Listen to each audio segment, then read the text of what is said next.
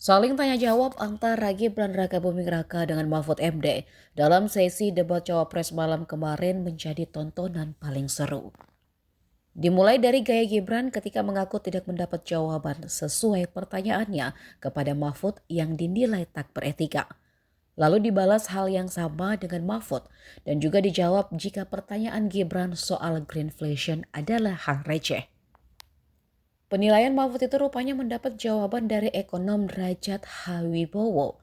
Derajat menilai Mahfud salah jika mengatakan pertanyaan soal greenflation adalah receh. Menurut Derajat, pertanyaan yang diajukan Gibran kepada Mahfud bukan istilah jebakan.